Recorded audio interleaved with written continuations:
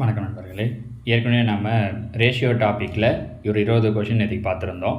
இப்போ அதனுடைய தொடர்ச்சியாக இன்னொரு 21 கொஷின்ஸ் பேலன்ஸ் இருக்குது. அந்த 2023 டிஎன்பிஎஸ்சியில் நடந்த எல்லா எக்ஸாம்ஸ்லேயும் கேட்ட ரேஷியோ டைப் கொஷின்ஸில் அதை தான் நம்ம இந்த வீடியோவில் பார்க்க போகிறோம். அதில் பாருங்கள், இன் ஏ வில்லேஜ் 1,21,000 ஒரு கிராமத்தில் 1,21,000 பேர் இருக்காங்களாம்.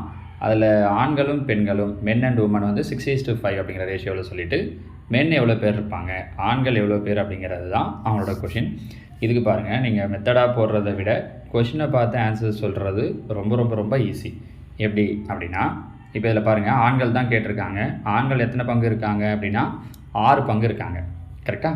அப்போ இவங்க 6 பங்கு அப்படின்னா ஆன்சரும் கண்டிப்பாக எந்த வாய்ப்பாட்டில் வரணும் அப்படின்னா 6ஆம் வாய்ப்பாட்டில் வரணும். 55,000 6ஆம் வாய்ப்பாட்டில் வராது. 77,000 6ஆம் வாய்ப்பாட்டில் வராது. 66,000 நமக்கு நல்லா தெரியுது. 66,000 6ஆம் வாய்ப்பாட்டில் வரும். 81,000 6ஆம் வாய்ப்பாட்டில் வரும். ஏன்னா 2ஆம் வாய்ப்பாட்லையும் வரும், 3ஆம் வாய்ப்பாட்லையும் இந்த நம்பர் வரும். 8, 1, 9 3ஆம் வாய்ப்பாட்டில் வருன்றதால இதுவும் 6ஆம் வாய்ப்பாட்டில் வரும். அப்போ நம்மக்கிட்ட 2 ஆன்சர்ஸ் இருக்குது. கரெக்டாக? 66,000 ஒன்று, 81,000 ஒன்று. இப்போ இதில் 6:5 போது இப்போ 1,21,000 81,000 போயிடுச்சு அப்படின்னா மீதி எவ்வளோ பேர் இருப்பாங்கன்னு பார்த்தீங்கன்னா ஒரு 40,000 இருப்பாங்க. கரெக்டாக? ஸோ இதை வச்சு யோசிக்கலாம். 6 பங்கு இவ்வளோன்னா 5 பங்குன்றது ரொம்ப வித்தியாசம் வருது, அதால் இது கிடையாது அப்படின்னு யோசித்தோன்னா கண்டிப்பாக இதுதான் ஆன்சராக இருக்கும். 66,000. ஸோ 6 வச்சு இந்த வெறும் 6ன்ற நம்பரை வச்சு யோசிக்கணும்னா இப்படி யோசிக்கலாம். இது ரொம்ப ஈஸியான வழி. இதை தாண்டி மெத்தடாக யோசிக்கணும். சப்போஸ் எல்லாமே 6ஆம் வாய்ப்பாட்டில் வர்றது மாதிரி கொடுத்துட்டாங்க சார், அப்போ என்ன பண்ணுறது அப்படின்னா, அப்பையும் ஒன்றும் இல்லை, 6:5. அப்போ 6 5 கூட்டினா 11, மொத்தம் 11 பங்கு இல்லையா? இந்த 1,21,000 11ஆல் வகுத்துறோம். ஒரு 11 11 11 11 121 இல்லையா?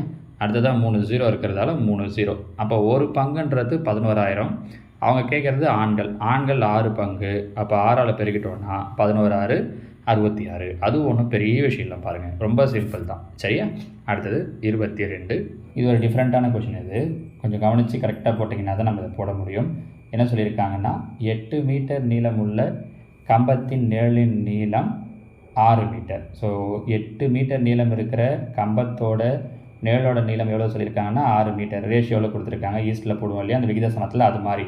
இது கம்பத்தோட நீளம், இது நிழலோட நீளம். ஞாபகம் வச்சுக்கோங்க. நான் இந்த பக்கம் என்ன கொடுத்துருக்காங்கன்னா, அதே நேரத்தில் 30 மீட்டர் நிழல் ஏற்படுத்தும். மேலே இருக்கிறது கம்பம், கீழே இருக்கிறது நிழல்.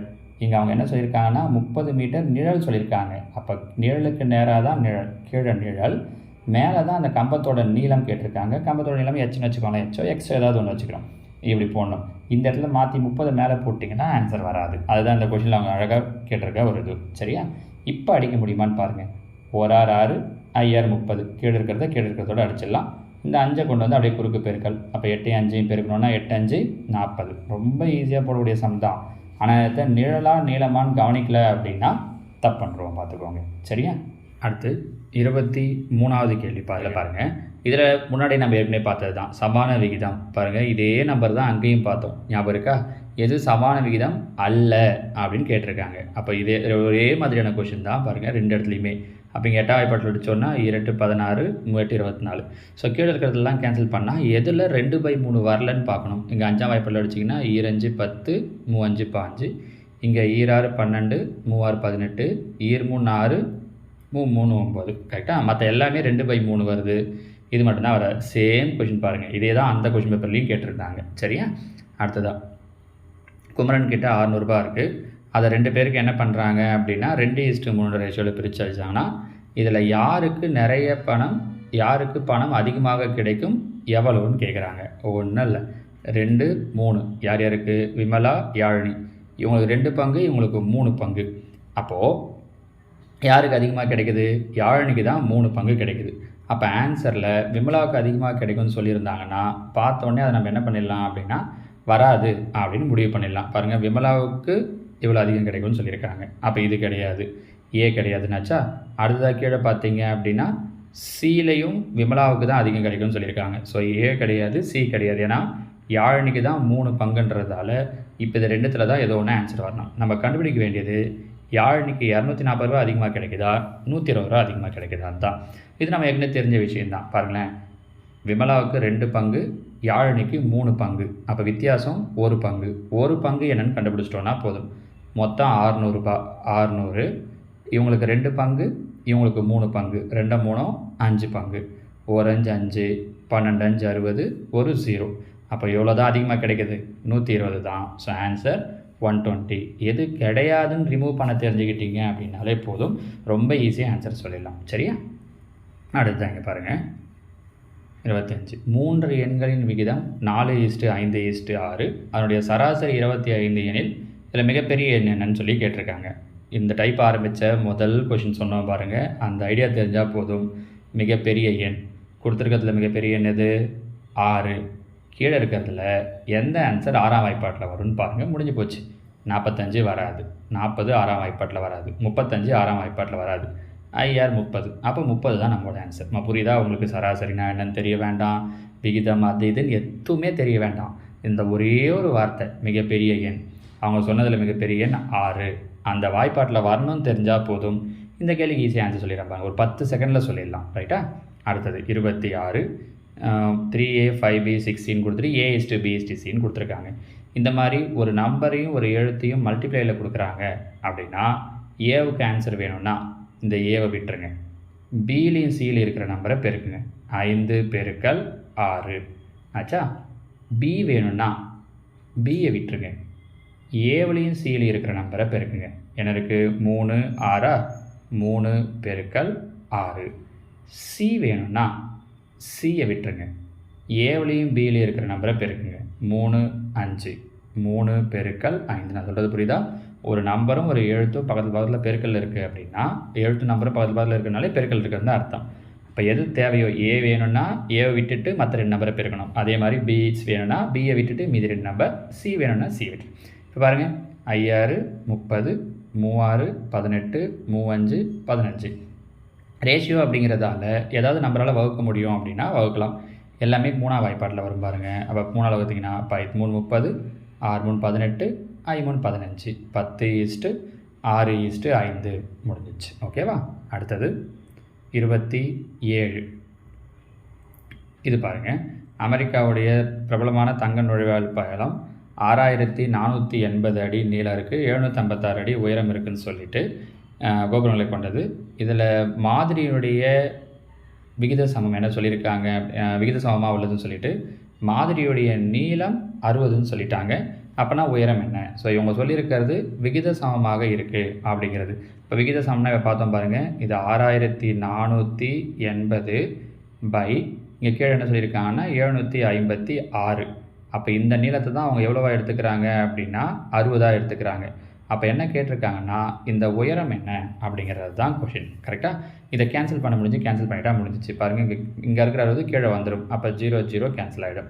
இந்த 6ஆல் அடிச்சிங்கன்னா 1 6 6. இங்கே பாருங்கள், 1 6 6, மீதி ஒரு 0 இருக்குமா? 8 6 48.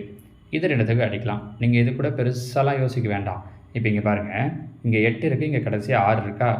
1 8 8, 7 8 56. நீங்கள் இருக்கிற ஆன்சரை வச்சே யோசிக்கலான்றேன். கரெக்டாக? அப்போ H = என்ன கிடச்சிரும்? 7. இதுதான் நம்மளோட ஆன்சர். நம்ம புரியுதுங்களா? விகித சமத்தில் இருக்குதுன்னு சொன்னதால் நம்ம இந்த மாதிரி செஞ்சால் போதும். ரைட்டா? அடுத்தது பாருங்கள், 28. இங்கே ABBCயோடைய ரேஷியோ கொடுத்துட்டு ABC என்ன அப்படின்னு கொஸ்டின் கேட்டிருக்காங்க. இதில் பாருங்கள், ABC 7:13 ஏவுக்கும் பிக்கும், பிக்கும் சிக்கும் 65:25. நம்ம இங்கே போட்டுட்டு சிரமப்படுறத விட இங்கேயே அடிச்சிடலாம் பாருங்களேன்.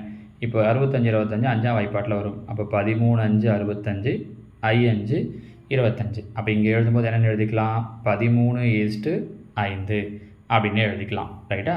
இப்போ நமக்கு என்ன தேவை அப்படின்னா A:B:C. இப்போது இங்கே ஒரு இடம் காலி இருக்குது, இங்கே ஒரு இடம் காலி இருக்குது இல்லைங்களா? பக்கத்தில் இருக்கிற நம்பர் எடுத்து இங்கே ஃபில் பண்ணுங்கள். அந்த இடத்த ஃபில் பண்ணுறதுக்கு 13. இங்கே காலி இருக்குன்னா இங்கே பக்கத்தில் இருக்கிற நம்பர் எடுத்து, அப்போது 13. ரைட்டா? அப்போ 7ஐயும் 13ஐயும் பெருக்கணும் அப்படின்னா 91, 13ஐயும் 13ஐயும் பெருக்கணுன்னா 169. அப்படியே 2த்தையும் பெருக்கிட வேண்டியதான். 13ஐயும் 5ஐயும் பெருக்கணுன்னா 65. 2 ஏதாவது பொதுவான வாய்ப்பாட்டில் வருது அப்படின்னா இப்போ நீங்கள் வகுக்கலாம். இப்போ எல்லாத்துலேயுமே 13 இருந்தாலும் எல்லாமே 13ஆம் வாய்ப்பாட்டில் வரும். அப்போ 7 13 91, 13 13, I 13. அப்போ ஆன்சர் 7:13:5 அப்படிங்கிற முடிவுக்கு நம்ம வந்துடலாம். பாருங்கள், நம்ம புரியுதுங்களாமா? இப்படியும் நம்மளால் கெஸ் பண்ண முடியும் அப்படிங்கிறது தான். ஓகேவா? அடுத்தது 29. The ratio of 20 miles to 25 kilometre, 20 மைலுக்கும் 25 கிலோமீட்டருக்கும் இருக்கக்கூடிய ரேஷியோ என்ன அப்படின்னு கேட்குறாங்க. எப்பவுமே ரேஷியோ அப்படிங்கிறது ஒரே மாதிரியான யூனிட் தான் கம்பேர் பண்ண முடியும். இங்கே மைல்ஸ் கொடுத்துருக்காங்க, இங்கே கிலோமீட்டர் கொடுத்துருக்காங்க. மைல்ஸ் அப்போ நம்ம ஃபஸ்ட்டு என்னவா மாற்றணும் அப்படின்னா கிலோமீட்டராக மாற்றணும். அப்போ தான் நம்மளால் சம் போட முடியும். கரெக்டாக? மைல்ஸை கிலோமீட்டராக மாற்றணும் அப்படின்னா 1.6ஆல் பெருக்கணும். இந்த மைல்ஸை 1.6ஆல் பெருக்கலாம். மைல்ஸ்னால் தெரியல, அந்த முன்னாடிலாம் பெரியவங்க சொல்லும்போது சொல்லுவாங்க பாருங்கள், இங்கே வந்து எவ்வளோ மைல் இருக்கும் அப்படின்வாங்கல்ல, அது நான் வகுக்காமல் இன்னும் இங்கே என்ன பண்ணிடுறேன் அப்படின்னா இந்த மைல்ஸை கிலோமீட்டராக மாற்றிடுறேன். 1.6ஆல் பெருக்கிடுறேன். இந்த 25 அப்படியே வச்சுக்கிறேன். பாருங்கள், 20 1.6 பெருக்கினேன் அப்படின்னா 320ன்னு வரும். ஒரு புள்ளி இருக்கிறதால ஒரு சாந்தளி புள்ளி வச்சுட்டேன்னா கரெக்டாக பெருக்குனா 320, புள்ளிக்கு அப்புறம் 0 இருக்கும், விட்டுடலாம். அப்போ 32 இங்கே என்ன இருக்குது அப்படின்னா 25. 32:25. அப்போ நமக்கு இங்கே தெரிஞ்சிருக்க வேண்டியது மைல்ஸை கிலோமீட்டராக மாற்றணும் அப்படின்னா 1.6ஆல் மல்டிப்ளை பண்ணணும் அப்படிங்கிறது தான். ஓகேவா? அடுத்தது எக்ஸோட வேல்யூ கேட்டிருக்காங்க. இங்கே விகித சமத்தில் கொடுத்துருக்காங்க. ஃபஸ்ட் நம்பரையும் லாஸ்ட் நம்பரையும் பெருக்கிறேன். இங்கே பார்த்தீங்க அப்படின்னா ஃபஸ்ட் நம்பரையும் லாஸ்ட் நம்பரையும் பெருக்கிறேன். அப்போ 3ஐயும் எக்ஸையும் பெருக்கிறேன். 3 × x ஈக்குவல் டு நடுவில் இருக்கிற 2 நம்பர் 27ஐயும் 4ஐயும் பெருக்கிறேன். பெருக்கில் இருக்கிற 3 இங்கே வந்தால் வகுத்தல். அப்போ 1 3 3 9 3 27. 9ஐயும் 4ஐயும் பெருக்கினேன்னா 9 4 36. முடிஞ்சிச்சா? அடுத்தது 31 பாருங்கள். இதுவும் நாம் ஏற்கனவே பார்த்தது. எக்ஸோட வேல்யூ என்ன எடுத்துப்பீங்க? 3. ஒய்யுடைய வேல்யூ 4. கரெக்டாக பார்த்துருக்கோமா? அப்போ எக்ஸுக்கு பதில் 3ன்னு போட்டிங்கன்னா 4 3 12.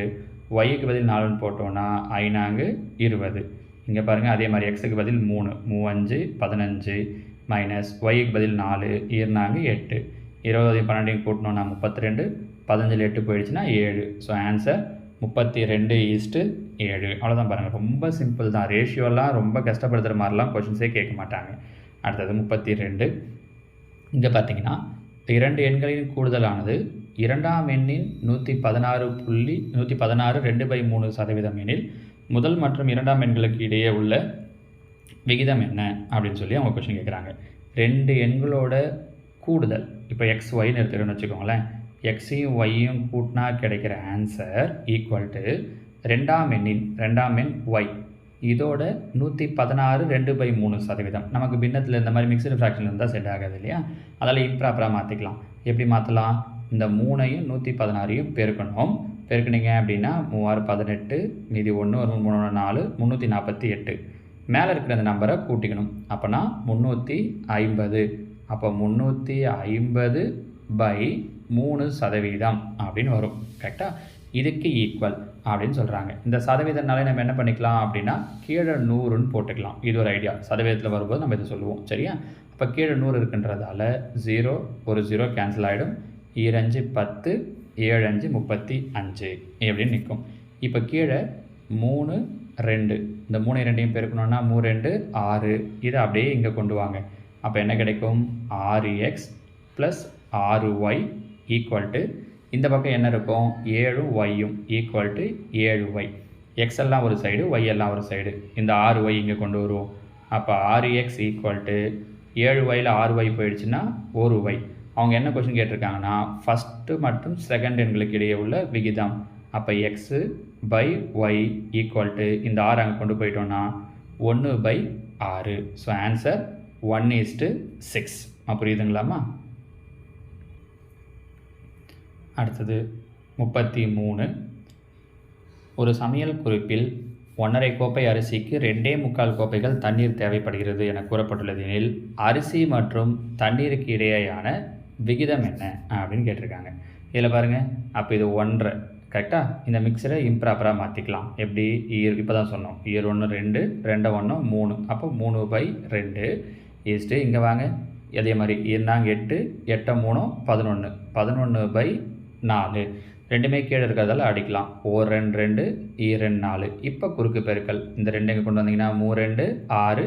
இந்த 1 இங்கே கொண்டு வந்தீங்கன்னா 11 11. அப்போ ஆன்சர் 6:11 முடிஞ்சிச்சு. ஓகேங்களா? அடுத்தது இங்கே ஒரு கோடு 4 பாகங்களாக பிரிக்கப்படுகிறது. விகிதங்கள் முறையேன்னு கொடுத்துருக்காங்க. கோட்டோட நீளம் ஒரு பாகத்தோட அளவு என்ன அப்படிங்கிறத கொஷினாக கேட்டிருக்காங்க. இந்த கொஷினுக்கும் ஈஸியாக ஆன்சர் சொல்ல முடியும். எது எது வராது அப்படிங்கிறத நம்ம முதல்ல சூஸ் பண்ணிட்டோம் அப்படின்னா சொல்கிறதுக்கு ஈஸியாக இருக்கும். எப்படி? இப்போ இங்கே பாருங்கள், முதல்ல நான் எங்கேருந்து ஆரம்பிக்கிறேன்னா இந்த 3ங்கிற நம்பர்லேருந்து ஆரம்பிக்கிறேன். ஏன்னா எப்பவுமே அந்த மாதிரி இருந்துச்சுன்னா உங்களுக்கு சொல்கிறதுக்கு ஈஸியாக இருக்கும். இப்போ 3, அப்போ 3வது நம்பர் கரெக்டாக, ஏன்னா 3ங்கிறது இங்கே 3வது தான் இருக்குது. 3ஆம் வாய்ப்பாட்டில் வரணும். 240 வரும். இந்த எல்லாமே 240. அப்போ எது வராது? 260 வராது. முடிஞ்சிச்சா? இந்த 2 இடத்துல 480 இருக்குது, இங்கே 440 இருக்குது. இப்போ அடுத்த ஐடியா சொல்கிறேன் பாருங்கள். கடைசி நம்பர் எந்த வாய்ப்பாட்டில் வரணும்? 6ஆம் வாய்ப்பாடு. பாருங்கள், 440 அப்படிங்கிறது 6ஆம் வாய்ப்பாட்டில் வராது. ஏன்னா 7 42, மீதி 2, அப்போது 20 வராது. ஸோ டி கிடையாது. மீதி இருக்கிற இந்த 2 தான். இதில் சியும் டியும் ஈக்குவலாக இருக்குது, 3ஆவதும் 4ஆவதும். ஃபஸ்ட்டு 2 வேறு வேறு இருக்குது. அதில் எதுன்ற முடிவுக்கு வந்துட்டோம்னா முடிஞ்சிச்சு பாருங்கள். இந்த வாய்ப்பு படி பார்க்குறோம் அப்படின்னா இது 1 பங்கு, இது 2 பங்கு. அப்போ இது 100ன்னா இது என்னவாக இருந்திருக்கணும்? 200ஆக இருந்திருக்கணும். நான் சொல்கிறது புரியுதுங்களா? ஆனால் இங்கே பாருங்கள் 140ன்னு இருக்குது. அப்போ இதுவும் ஆன்சர் கிடையாது. எது தான் ஆன்சராக இருக்கும்? சி தான். இதை இன்னும் இது ஒரு மெத்தடு. நான் எங்கேருந்து ஆரம்பித்தேன்னா 3லேருந்து. இதை இன்னும் ஈஸியாக ஆரம்பிக்கிறேன் பாருங்கள். இவ்வளோ தூரம் கூட போடாமல் இது லென்த்தாக இருக்கே சார், டக்குன்னு பார்த்த உடனே சொல்ல முடியுமா அப்படின்னா தாராளமாக சொல்லலாம். இங்கே பாருங்கள், இன்னொரு எளிமையான வழி. இது 1 பங்கு, இது 2 பங்கு. கரெக்டாக? அப்போ ஃபஸ்ட்டு 1 பங்கு இருந்ததுன்னா அடுத்தது அதோடைய 2 மடங்காக இருக்கணும். இங்கே 100 இருந்தால் இங்கே 200 இருக்கணும். இல்லை. இங்கே 100 இருந்தால் இங்கே 200 இருக்கணும். இல்லை. இங்கே 80 இருந்தால் இங்கே 160 இருக்கணும். ஆமாம், இருக்குது. இங்கே 80 இருந்தால் இங்கே 160 இருக்கணும். இல்லை. முடிஞ்சிச்சு பாருங்கள். அவ்வளோதான், வேறு ஒன்றுமே இல்லை. அந்த மடங்கை வச்சு யோசிச்சிங்க அப்படின்னாலே டக்குன்னு முடிஞ்சிடும். ஓகேவா? அடுத்தது 35. சி ஈக்குவல் கேடி என்பதில் சிக்கும் டிக்கும் இடையேயான உறவு என்ன அப்படின்னு கேட்டிருக்காங்க. சி ஈக்குவல் கேடி இப்படின்னு இருந்துச்சுன்னா இது நேர் விகிதம். இதை வேறு எப்படி கொடுப்பாங்க அப்படின்னா கே ஈக்குவல் சி பை டின்னு கொடுப்பாங்க, இல்லை கே ஈக்குவல் ஒய் பை எக்ஸ்ன்னு கொடுப்பாங்க, இல்லை எக்ஸ் பை ஒய், எப்படி கொடுத்தாலும் ஓகேவா. பொதுவாக ஒய் பை எக்ஸ்ன்னு கொடுப்பாங்க. இந்த மாதிரி இருந்துச்சுன்னா அதை நம்ம என்னென்னு சொல்லுவோம் அப்படின்னா நேர் விகிதம்னு சொல்லுவோம். அதாவது பையில் கேவுடைய வேல்யூ வச்சு நீங்கள் பார்க்கணுமா. நீங்கள் இந்த மாதிரி யோசிக்கிறத விட நீங்கள் இந்த மாதிரி கொடுக்குறாங்கன்னா கேங்கிறது தான் ப்ரொபோஷனலி கான்ஸ்டன்ட் அப்படின்னு சொல்லுவாங்க. அது மாறிலின்னு கொடுத்துருக்காங்க பாருங்கள். கேங்கிறது தான் மாறிலி. பெரும்பாலும் இந்த கேன்ற லெட்டர் தான் யூஸ் பண்ணுவாங்க. கே ஈக்குவல்ட்டுன்னு சொல்லிட்டு 2 டேர்ம் டிவைடில் வந்துச்சு அப்படின்னா நேர் விகிதம். இங்கே அப்படி தான் கொடுத்துருக்காங்க. சப்போஸ் அதுவே பெருக்கல்ல வந்துச்சுன்னா கே ஈக்குவல் சிடி, இல்லை கே ஈக்குவல் எக்ஸ்ஒய், இந்த மாதிரி பெருக்கல்ல வந்துச்சுன்னா அது எதிர் விகிதம். ஞாபகம் வச்சுக்கோங்க. இந்த 2த்தை எதை வச்சு தான் பார்க்கணும்? கே இந்த கான்ஸ்டன்ட்னு சொல்லியிருப்பாங்க பாருங்கள். மாறிலின்னு அவங்களே கொடுத்துருப்பாங்க. ப்ரொஃபஷனல் கான்ஸ்டன்ட்னோ இல்லை கான்ஸ்டன்ட்னோ அந்த வேல்யூ ஒரு பக்கம் வச்சுக்கிட்டு மீதி இருக்கிறது இன்னொரு பக்கம். ஒன்று இப்படியே அவங்க கொடுத்துட்டாங்கன்னா பிரச்சனை இல்லை. இந்த மாதிரி கொடுத்தாங்கன்னா பெருக்கல் இருக்குன்னு நினைக்காதீங்க. இங்கே கேவை மட்டும்தான் ஒரு பக்கம் தனியாக வைக்கணும். ஸோ கே ஈக்குவல்ட்டுன்னு சொல்லிட்டு 2 டேர்ம் டிவைடில் இருந்துச்சுன்னா அது நேர் விகிதம். கே ஈக்குவல்ட்டுன்னு சொல்லிட்டு 2 டேர்ம் மல்டிப்ளைல இருந்துச்சுன்னா அது எதிர் விகிதம். ரெண்டையுமே ஞாபகம் வச்சுக்கோங்க. ஓகேவா? இதில் பாருங்கள், இதை ரேஷியோ மாதிரியே தான் கொஷின் கொடுத்துருக்காங்க. ஆனால் இது ரேஷியோ கொஷின் கிடையாது. நம்பர் சீரீஸை பேஸ் பண்ணி போட வேண்டிய கொஷின். இந்த மாதிரி இடங்களில் தான் நம்ம கொஞ்சம் கன்ஃபியூஸ் ஆகிடுது. இப்போ முன்னாடி கூட பார்த்தீங்கன்னா எக்ஸை வச்சு 2 3 கொஷின் கேட்டிருந்தோம். முதல் நம்பரையும் லாஸ்ட் நம்பரையும் மல்டிப்ளை பண்ணி நடுவில் இருக்கிற நம்பரை மல்டிப்ளை பண்ணால் கிடைச்சிது. இங்கே அந்த மாதிரி போட்டோன்னா ஆன்சர் வராது. இங்கே என்ன சார் பண்ணியிருக்காங்கன்னா, இங்கே பாருங்கள் 42 இருக்கா, 6 7 42, அடுத்தது 7, அடுத்த நம்பர் 8, 7 8 56ன்னு போட்டிருக்காங்க. அதே மாதிரி இங்கே என்ன பண்ணுறாங்கன்னா 11 110 ஆச்சா. அப்போ இந்த 11 இன்ட்டு அடுத்த நம்பர் 12, 11 12 132 எப்படின்னு ஆன்சரை கொண்டு வந்திருக்காங்க. நீங்கள் இதுக்கு சார் நம்ம போட்ட மாதிரி ஃபஸ்ட் நம்பர் லாஸ்ட் நம்பர் எடுத்து நடுவில் இருக்கிற நம்பரை மல்டிப்ளை பண்ணி போடலாமா அப்படின்னா போடலாம். ஆனால் இந்த இடத்துல அவங்க அந்த ஆப்ஷனை வைக்கலை. அப்படிங்கிறதுல அந்த மெத்தடு போட முடியாது. அப்போ அடுத்து என்னென்னு யோசித்தோன்னா இந்த மெத்தட் நம்பர் சீரியஸ் மெத்தடை யூஸ் பண்ணியிருக்காங்க. நம்ம நம்பர் சீரியஸ் இதே மாதிரி நான் உங்களுக்கு லாஸ்ட் டைம் அந்த கொஷின்லாம் சொல்லும்போது அங்கே அந்த விளக்கத்தெல்லாம் சொல்லுவேன். ஓகேவா? அடுத்தது 37. ஒரு எண் 42 ஆனது 3:4 என்ற விதத்தில் 2 பாகங்களாக பிரிக்கப்படுகிறது. அந்த 2 பாகங்களின் வர்க்கங்களின் கூடுதல் என்ன அப்படின்னு கொஷின் கேட்டிருக்காங்க. அப்போ இங்கே பாருங்கள், 3 4 கூட்டினா 7, மொத்தம் 42. 42 7 வகுத்திங்கன்னா 1 7 7 6 7 42. அப்போ ஒரு பங்குன்றது 6. ஸோ 3 பங்குன்றது 3 6 18, 4 பங்குன்றது 4 6 24. அவங்க கேட்டிருக்கிறது வர்க்கங்களின் கூடுதல். 18 ஸ்கொயர் பண்ணிங்க அப்படின்னா 324. 24 ஸ்கொயர் பண்ணிங்க அப்படின்னா 576. ரெண்டுத்தையும் கூட்டணும் அப்படின்னா நமக்கு என்ன கிடைக்குது 900. So answer 900. இது கொஞ்சம் நல்ல வித்தியாசமாக இருக்குது பாருங்கள். ஓகேவா? 38. இங்கே ஏபிசிடி 4 ரேஷியோ கொடுத்துருக்காங்க. கடைசியாக கேட்டிருக்கிறது A/D. இதுக்கு என்ன பண்ணலாம் அப்படின்னா ஒன்றுமே இல்லை, ரொம்ப சிம்பிள். இங்கே பாருங்கள், இந்த இருக்கிற நம்பர் எல்லாம் டிவைடில் எழுதிக்கணும். 8:15 இல்லையா? 8/15 இன்ட்டு இது 5:8 இல்லையா? 5/8 இன்ட்டு இது அது மாதிரி 4:5 இல்லையா? 4/5. இப்போ கேன்சல் பண்ணுங்கள். 5 5 கேன்சல் ஆகிடும். ஒரு நாள் 4 இல்லாட்டி இன்னும் ஈஸியாக 8 கேன்சல் பண்ணிவிடும். ஏன்னா வச்சுட்டணும் 8 கேன்சல் ஆகிடுச்சு. மீதி என்ன இருக்குது? 4 கீழே 15. அப்போ 4:15 முடிஞ்சிச்சா? அடுத்தது 39. ஒரு உலோக கலவையில் தாமிரம் மற்றும் துத்தநாகத்துடைய விகிதம் கொடுத்துட்டாங்க.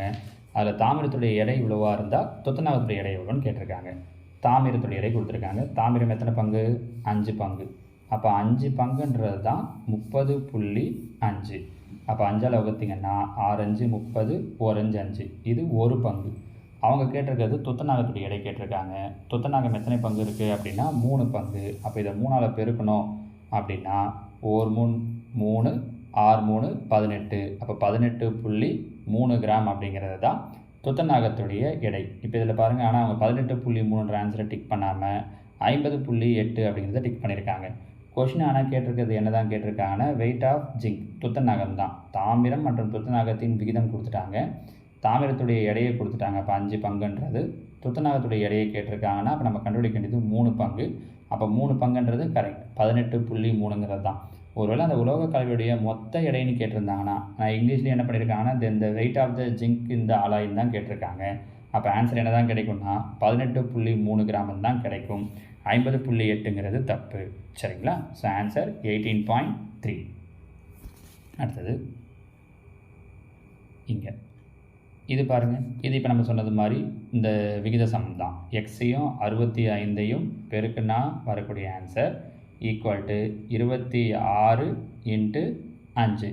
பாருங்கள், 1×5 13×5 65. கரெக்டாக நான் இந்த 65 இங்கே பக்கத்தில் வந்துடும். 13 13 13 26. அப்போ எக்ஸோட வேல்யூ 2 முடிஞ்சிச்சு பாருங்கள்.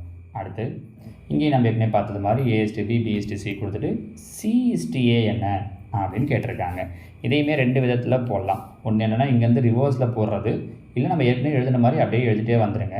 இது 2:3. அடுத்த லைனில் இது 4:5. இப்போ இந்த கேப்பை ஃபில்லப் பண்ணுங்கள். பக்கத்து நம்பர் எடுத்து ஏற்கனவே ஒரு கொஷனில் பார்த்தோம் இல்லையா? இங்கே 3, இந்த 4 இங்கே போட்டுக்கிறேன். அப்போது அப்படியே பெருக்குங்க. 2 8 3 12 3 15. இது ஏவோட வேல்யூ, இது பியுடைய வேல்யூ, இது சியுடைய வேல்யூ. அவங்க கேட்டிருக்கிறது C/A. அப்போ சியுடைய வேல்யூ 15, ஏவோட வேல்யூ 8. So answer 15:8. புரியுதுங்களா? 42 பாருங்கள். இதில் மாதவியும் அன்பும் 2 மேஜைகளை 750 900 என்ற விலைக்கு வாங்கினார்கள். அன்பும் மாதவியும் வாங்கிய மேஜைகளின் விலையின் விகிதத்தை எளிய வடிவில் கூறுக. கொஷின் ஈஸியான கொஷின் தான், ஆனால் தப்பு பண்ணுறதுக்கு நிறைய வாய்ப்பு இருக்கக்கூடிய கொஷின். முதல்ல அவங்க சொல்லும்போது மாதவி அன்புன்னு சொல்லியிருக்காங்க. கொஷின் கேட்குறப்ப அன்பு மாதவின்னு கேட்டிருக்காங்க. அப்படின்னா நம்ம என்ன பண்ணணும்? ரெண்டுத்தையும் மாற்றி எழுதணும். அன்புக்கு 900, மாதவிக்கு 750. நம்ம இதை தான் கவனிக்காமல் எழுதிடுவோம். பாருங்கள், கேன்சலேஷன் தான். 0 0 அடிச்சிடலாம். 5 அமைப்பில் அடிச்சிங்கன்னா இது 5 இது 6 அப்போ ஆன்சர் 6:5. ஓகேவா? அடுத்தது 43.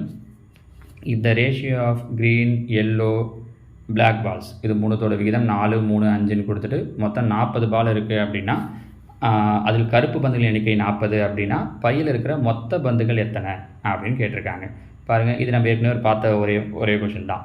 கருப்பு பந்து வந்து 40. அப்போ கருப்புன்றது 5 பங்கு. அப்போ 5 பங்குன்றது 40 அப்படின்னா 1×5 8×5 40. ஒரு பங்குன்றது 8. பேக்கில் இருக்கிற மொத்த பந்து எத்தனைன்னு கேட்குறாங்க. 4 3 5 4 3 7 7 5 12. அப்போ 8 பெருக்கல் 12 12 8 பெருக்கணுன்னா 96 பந்துகள் அந்த பேக்கில் இருக்குது. ஏற்கனவே பார்த்த கொஷின் தான் பாருங்கள், அதையே ரிப்பீட்டடாக கேட்டிருக்காங்க. ஓகேவா? அடுத்ததாக எக்ஸானது ஒய்யின் 2 மடங்குடன் எதிர்விகித தொடர்புடையது. மேலும் y = 6 எனில் எக்ஸின் மதிப்பு 4, y = 8 எனில் எக்ஸின் மதிப்பு என்ன அப்படின்னு கொஸ்டின் கேட்டிருக்காங்க. ஒன்றும் இல்லை, இந்த முதல் லைன்லாம் பார்த்து கன்ஃபியூஸ் ஆகாதீங்க. இங்கே வாங்க, ஒய்க்கு 6 அப்படின்னா எக்ஸுக்கு என்ன கிடைக்குது அப்படின்னா 4. இதில் கவனிக்க வேண்டிய வார்த்தை எதிர் விகித தொடர்பு. கரெக்டாக இப்போ ஒரு கொஸ்டினில் சொல்லும்போது சொன்ன பாருங்கள், எதிர் விகிதம்னா ரெண்டுத்தையும் என்ன பண்ணணும் அப்படின்னா பெருக்கணும். K = XY. அப்போ 6 4 6 4 பெருக்குனா என்ன கிடைக்குது 24. அப்போ அதே மாதிரி இங்கே ஒய்க்கு 8ன்னு கொடுத்துட்டாங்க. 8 கூட எந்த நம்பரை பெருக்குன்னா 24 வரும்னு பார்த்தீங்கன்னா முடிஞ்சிச்சு. 8 கூட 3 பெருக்குனா 24 முடிஞ்சிச்சு. எதிர் விகிதம்னா ரெண்டுத்தையும் பெருக்கி பார்க்கணும், நேர் விகிதம்னா வகுத்து பார்க்கணும் எக்ஸையும் ஒய்யும். அதை மட்டும் ஞாபகம் வச்சுக்கோங்க. ஓகேவா? அடுத்தது 45. 4A = 5B, 7B = 9C எனில் A:B:C. இப்போ இங்கே முதல்ல இப்போ கொஞ்சம் முன்னாடி போட்ட சம் மாதிரி இதை A:B, B:C மாற்றிக்கணும். எப்படி? A இங்கே இருக்கா, B இங்கே வகுத்தலில் கொண்டு வந்துடுங்க. அப்போ இந்த 4 கீழே கொண்டு வந்துடுங்க. அப்போது A/Bன்னு ஆகிடும், இது 5/4ன்னு ஆகிடும். அப்போ 5/4னா எப்படி எழுதலாம்? 5:4. இங்கே அதே மாதிரி இந்த C இங்கே கொண்டு வாங்க, இந்த 7 இங்கே கொண்டு வாங்க. அப்போ B/C = 9:7, 9:7. ஏன் சார் செகண்ட் லைன் எழுதும்போது இங்கே எழுதுறீங்கன்னா இது A, இது B, இது C. ஃபஸ்ட் லைனில் ஏவுக்கும் பிக்கும் தெரிஞ்சது, ஏபிக்கு நிறைய எழுதுனேன். செகண்ட் லைனில் பிக்கும் சிக்கும் தெரியுது, அதனால் பிக்கும் சிக்கும் நிறைய எழுதுகிறேன். சரியா? வழக்கம் போல் இந்த கேப் ஃபில் பண்ணுங்கள். 4 இங்கே வந்துடும், இந்த 9 இங்கே வந்துடும். அப்போ I9 45, 9 4 36, 4 7 28. இதுக்கப்புறம் ஏதாவது கேன்சல் பண்ண முடியும் அப்படின்னா கேன்சல் பண்ணலாம். இங்கே எதுவும் எந்த பொதுவான வாய்ப்பாட்லையும் வராது. So answer 45:36:28. ஓகேவா? அடுத்ததாக பாருங்கள், லாஸ்ட் இயர் அவங்க கேட்டிருந்த கொஷின்ஸில் கடைசி கொஷின் இப்போ நம்ம பார்க்க போகிறது. இதுதான் அவங்க போன வருஷம் டிஎன்பிஎஸ்சியில் கேட்டிருந்த ஒட்டுமொத்தமான ரேஷியோ டாபிக் கொஷின்ஸோட கடைசி கொஷின். இதில் 7:5 ஆனது X:25க்கு சமம். அதே தாம்மா, முதல் நம்பரும் லாஸ்ட் நம்பரும் பெருக்கிறோம். 7 × 25 நடுவில் இருக்கிற 2 நம்பர் 5 × X.